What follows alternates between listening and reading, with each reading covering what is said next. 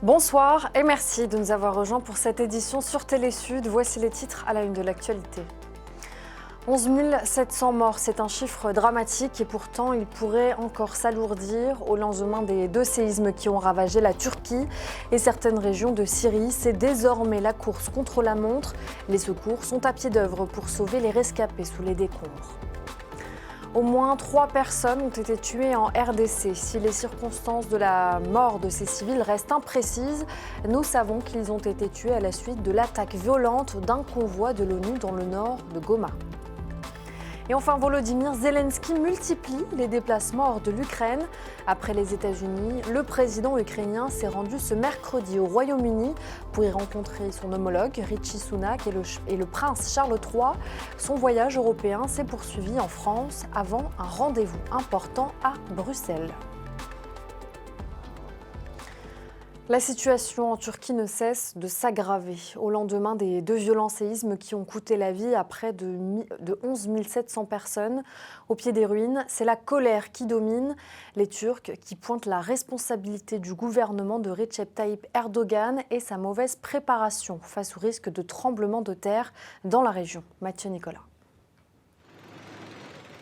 Des corps retrouvés dans les décombres, puis déplacés.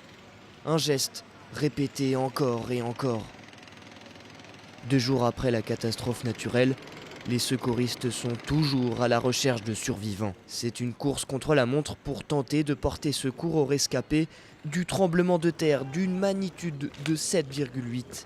Comme ici, dans la ville d'Osmaniye, où des secours français aident leurs collègues turcs. L'effondrement a été vraiment très intense et qu'il y a énormément de débris et tout est très compact. Il est très difficile actuellement pour nos chiens de détecter les différentes effluves qui pourraient remonter de l'intérieur du bâtiment. Donc on a une zone sur laquelle on a une suspicion.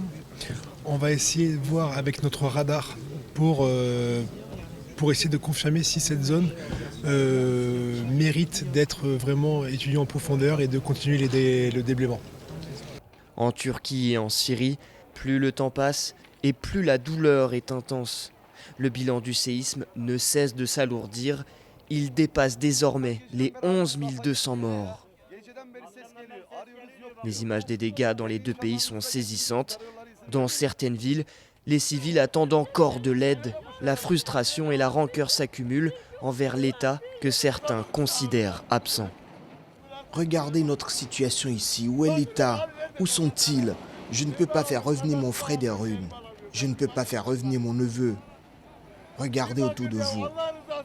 Il n'y a aucun représentant de l'État ici. Pour l'amour de Dieu, depuis 2 jours, nous n'avons pas vu l'État par ici. Ils n'ont pas apporté une seule brique. Pas une seule. Les enfants sont gelés par le froid. Mardi, l'aide internationale a commencé à arriver en Turquie où un deuil national de 7 jours a été décrété. Sur le terrain, il faut faire vite. Chaque minute qui passe, ce sont des chances de sauver des vies qui s'amenuisent. Au lendemain de ce drame, l'aide internationale s'organise. De nombreux secouristes se sont rendus dans le pays pour tenter de sauver les victimes prises au piège dans les décombres. Une course contre la montre rendue compliquée par le froid glacial. Émeric Torrognon. Alors que le nombre de morts ne cesse de croître au fil des jours, en Turquie comme en Syrie, les sauveteurs s'activent pour sortir des décombres des survivants. Mais la tâche n'est pas facile à cause de l'ampleur des dégâts de ce séisme qui a durement touché ces 2 pays. Ajoutez à cela des conditions météorologiques désavantageuses pour les secouristes. Mais malgré le froid glacial, armés de marteaux-piqueurs, de perles et d'autres matériels, les pompiers travaillent d'arrache-pied pour trouver des survivants et extraire les corps des décombres. Nous voulons venir en aide, mais les gens sont là, ils travaillent bien. Que Dieu bénisse ce peuple. Nous sommes ici pour nos proches. Nous voulons les retrouver le plus vite possible. Les membres de la famille Filitzler, il y en a 2. Je souhaite la santé aux gens. C'est notre peuple, notre douleur. De jour comme de nuit, à Tankia, à Hati, des villes turques touchées par le drame, ou encore à Alep et Idlib en Syrie, pas de repos pour les sauveteurs locaux et étrangers venus prêter main forte. Face aux températures en dessous de zéro, ces secouristes, après avoir travaillé toute la nuit, se réchauffent un instant avant de reprendre les recherches. Pendant ce temps, à quelques centaines de kilomètres de là, en Turquie, une équipe de sauveteurs israéliens, interpellée par des habitants, a réussi à sortir 2 personnes coincées sous les décombres. Aujourd'hui à 21 h, mon équipe et moi-même nous rendions sur un site de ruines lorsque nous avons été appelés par des habitants en chemin qui avaient entendu des bruits provenant des maisons démolies. Nous avons donc entamé une mission de secours complexe de 4h30 qui a nécessité de nombreux travaux d'ingénierie ainsi que le travail d'un médecin et d'ambulancier. À la fin, la femme de 23 ans a été sauvée en bonne santé et en sécurité avec seulement une fracture du bassin. Elle a été sauvée et a retrouvé son fiancé. Dans un froid glacial, les sauveteurs mènent une course contre la montre pour tenter de porter secours aux rescapés de ce terrible tremblement de terre survenu lundi dans le sud-est de la Turquie et le nord de la Syrie voisine. Donc je fais le mauvais lancement, temps complique mais la ici, il n'y a tâche de rien. secours. Mardi, le ministre turc de l'Intérieur a averti que les prochaines 48 heures seraient cruciales pour retrouver des survivants. La Syrie, qui a aussi été frappée par le séisme, va recevoir une aide de la Chine de 5,9 millions de dollars, annonce faite mardi par la porte-parole du ministère chinois des Affaires étrangères. Le pays va également envoyer des secouristes spécialisés en milieu urbain, des équipes médicales et du matériel d'urgence. Écoutez. La Chine a décidé de fournir à la Syrie 4,1 millions d'euros d'aide humanitaire d'urgence, 1,86 million d'euros d'aide en espèces et des fournitures de secours dont la Syrie a urgemment besoin. Dans le même temps, nous accélérons la mise en œuvre des projets d'aide alimentaire en cours. La grogne sociale se poursuit en France au lendemain de la journée de mobilisation contre la réforme des retraites. La circulation des trains est restée perturbée ce mercredi après l'appel de la CGT Cheminots et Sudrail à cesser à nouveau le travail contre la réforme des retraites. Même son de cloche chez les grévistes de Total Énergie qui ont reconduit ce matin le mouvement contre le projet du gouvernement. Pour Philippe Martinez, le patron de la CGT qui était l'invité de LCI ce matin, le combat doit continuer. Écoutez. Donc hier c'était la 3e, samedi c'est la 4e journée d'action. Faudra combien de journées pour faire renoncer le gouvernement ? Demandez au gouvernement. Et vous êtes prêt à en faire combien ? Moi, c'est pas moi qui compte. Nous, on veut aller jusqu'au bout. Donc il faut continuer à mobiliser, continuer à montrer qu'on est nombreux, convaincre que les actions sont nécessaires pour faire en sorte que le gouvernement retire cette réforme. Et jeudi prochain, le 16 février, une autre journée de mobilisation est prévue. Ils étaient près de 2000 agriculteurs et 500 tracteurs à s'être réunis ce mardi à Paris. Une première depuis 3 ans. Un peu avant 8 heures, le cumul de bouchons était de 354 km en Ile-de-France. La raison de cette mobilisation, le 23 janvier dernier, le gouvernement renonce à autoriser un insecticide utilisé pour les semences de betteraves. Les néonicotinoïdes toxiques pour les abeilles et interdits depuis 2018 bénéficient d'une dérogation depuis 2 ans. Une décision qui ne passe pas auprès du milieu agricole qui estime qu'il faudrait augmenter de 4 € le prix de la betterave au kilo pour permettre aux betteraviers de se passer de pesticides. Écoutez. Non, donc en ce moment, en fait, c'est un ras-le-bol général de toute la suradministration, la surréglementation qu'on subit en agricole. Alors oui, il y a des interdictions, mais c'est délicat de se battre pour défendre des molécules, alors que derrière, on a toute une ambiance qui est contre. En fait, on défend plutôt le savoir-faire qui peut être amené à utiliser ces molécules. Nous, on a une totale incompréhension de ce qui se décide, puisque de toute façon, on a l'impression que tout est fait pour nuire à l'agriculture et à la souveraineté alimentaire. À côté de ça, on importe des produits qui ne respectent pas du tout nos normes, qui sont faits par des méthodes complètement interdites chez nous. Sur la scène internationale, le président Volodymyr Zelensky multiplie les déplacements hors du pays. Ce mercredi, il a rencontré son homologue britannique Rishi Sunak, puis dans la suite du programme, le prince Charles III. Objectif, insister sur l'amitié entre les deux pays et demander des avions de combat. Mathieu Nicolas.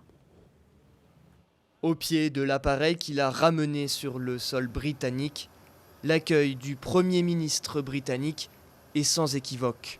fraternel et chaleureux. Volodymyr Zelensky effectue là son deuxième voyage à l'étranger depuis l'invasion russe. Objectif, remercier Londres d'avoir été l'un des premiers à soutenir l'Ukraine. C'est un privilège de vous avoir ici, Volodymyr. Et nous voulons être à vos côtés tout au long de ce conflit et faire en sorte que vous soyez victorieux. Merci beaucoup Rishi pour l'invitation. Et pour moi, c'est un grand honneur d'être ici en Grande-Bretagne. Et merci à la Grande-Bretagne pour votre soutien dès les premiers jours de l'invasion. Le président ukrainien s'est ensuite rendu au Parlement britannique. Là encore, l'accueil est chaleureux.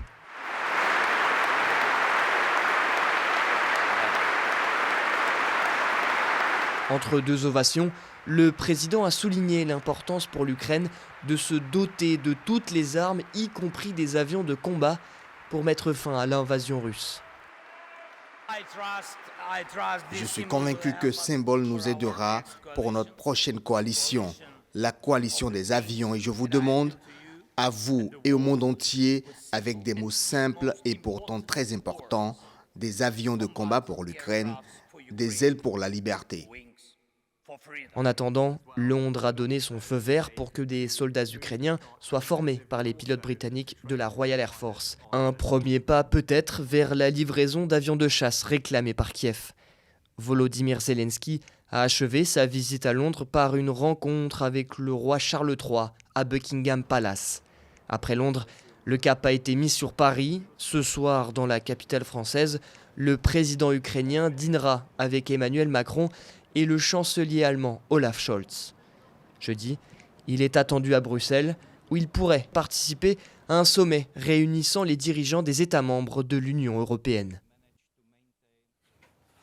Aux États-Unis, Joe Biden s'est présenté hier soir devant le Congrès. Les Américains, soi-disant affaiblis par les sondages et l'inflation, le président américain qui envisage de se représenter en 2024 s'est montré combatif en réitérant l'une de ses promesses, finir le boulot pour rendre à la classe moyenne sa prospérité. Soulez Bailly. Guérir l'âme de l'Amérique et unifier le pays. Ce mardi, devant le Congrès américain, le président Joe Biden a tenté d'insuffler un vent d'espoir. Lors de cette allocution annuelle, le président démocrate a laissé planer son intention de se représenter en 2024 et appelé les républicains à travailler avec lui pour le bien de l'Amérique. À mes amis républicains, si nous avons pu travailler ensemble au cours du dernier congrès, il n'y a aucune raison pour que nous ne puissions pas également travailler ensemble et trouver un consensus et des choses importantes dans ce congrès. Mes amis, je pense que le peuple nous a envoyé un message clair. Se battre pour le plaisir de se battre, le pouvoir pour le plaisir du pouvoir, le conflit pour le conflit ne mène à rien.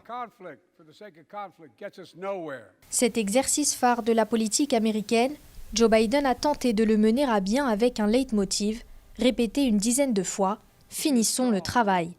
Sur le plan économique, malgré le Covid et la guerre en Ukraine, Joe Biden a tenté de rassurer. Ses premiers mots ont d'ailleurs concerné la situation économique du pays. Nous n'augmenterons pas les impôts de ceux qui gagnent moins de 400 000 $, mais nous les paierons comme nous l'avons dit ce soir, en nous assurant que les riches et les grandes entreprises paient leur juste part. Depuis son perchoir, Joe Biden a fustigé ceux qui écrasent les plus vulnérables dans le pays. Dans son viseur, les géants de l'énergie, du secteur pharmaceutique et du web. Une façon pour le président américain de se poser en défenseur des plus faibles. Je peux vous dire que le programme que je vais vous présenter va réduire le déficit de 2 000 milliards de dollars supplémentaires. Et il ne réduira pas du tout Medicare ou Social Security. En fait, nous allons prolonger le fonds fiduciaire de Medicare d'au moins 2 décennies.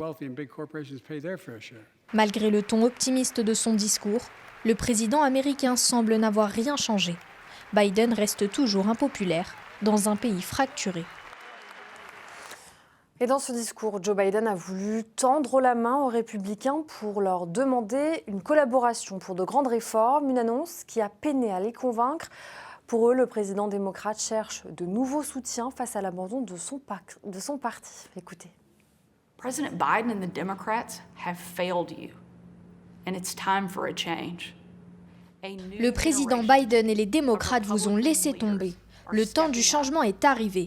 Une nouvelle génération de leaders républicains se lève, non pas pour être les gardiens du statu quo, mais pour être les artisans du changement pour le peuple américain. Nous ne savons pas ce que l'avenir nous réserve, mais nous savons qui détient l'avenir entre ses mains. Et avec Dieu comme témoin, nous montrerons au monde que l'Amérique est toujours le lieu où la liberté règne et où la liberté ne mourra jamais.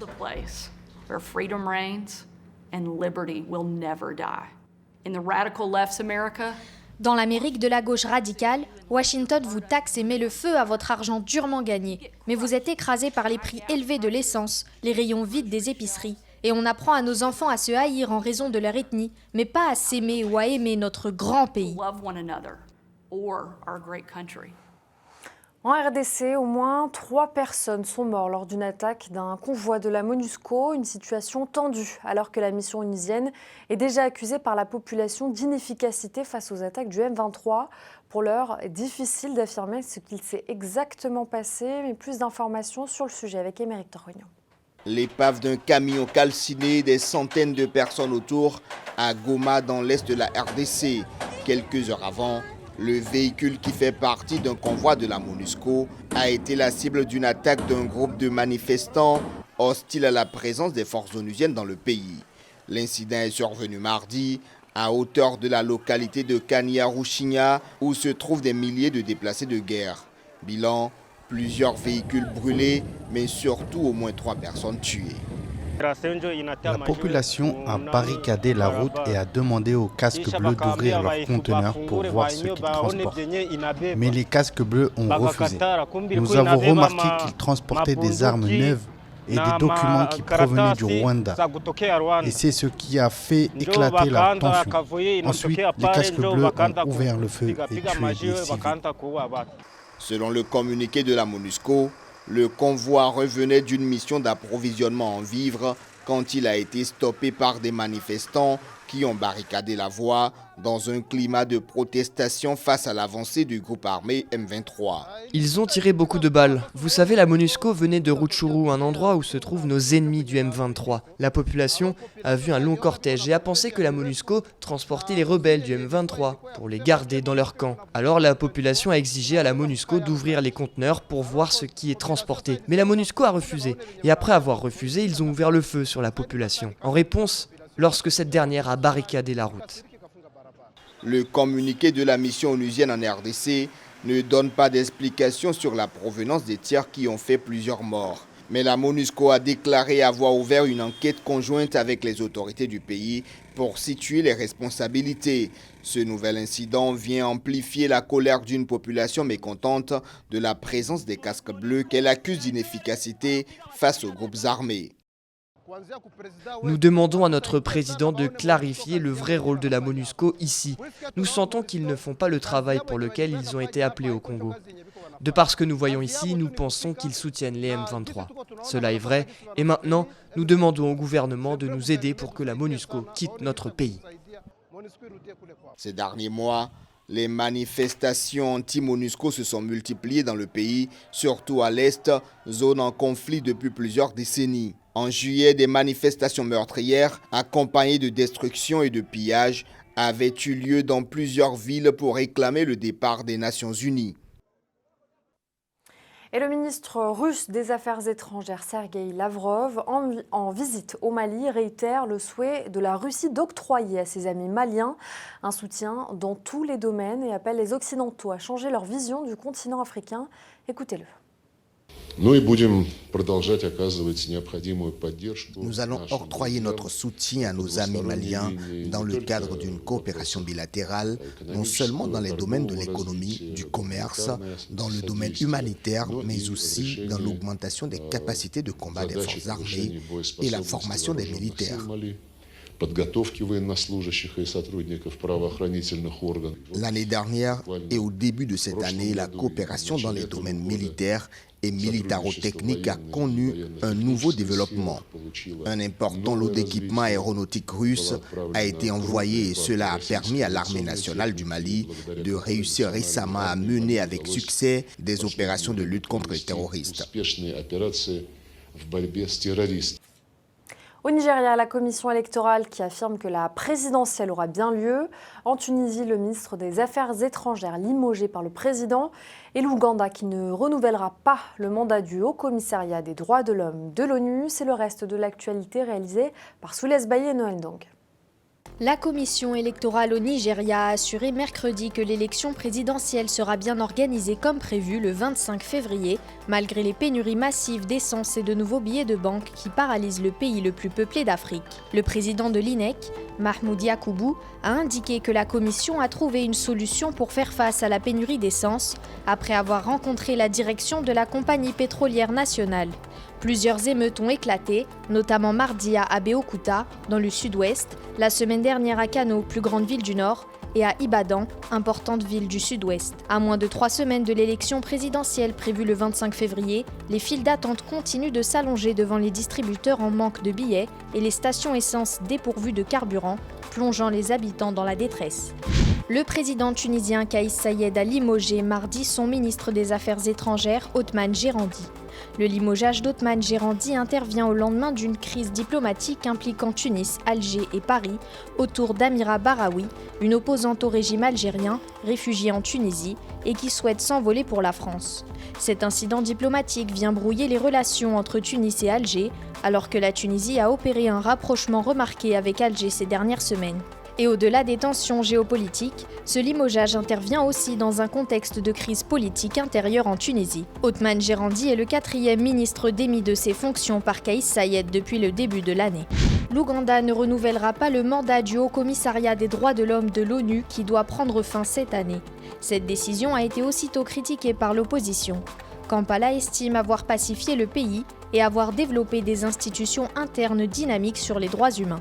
Les autorités ougandaises ont informé le Haut-Commissariat des droits de l'homme de l'ONU dans une lettre transmise le 3 février de leur décision de ne pas poursuivre sa coopération avec le siège du HCDH directement ou par l'intermédiaire de sa mission permanente à Genève. Et dans ce drame qui frappe la Turquie et la Syrie, une image d'espoir, celle d'une petite fille piégée sous les décombres d'un bâtiment dans la province d'Idlib qui a résisté au séisme qui a secoué les 2 pays hier et qui a réussi à s'en sortir vivante avec l'aide des secouristes.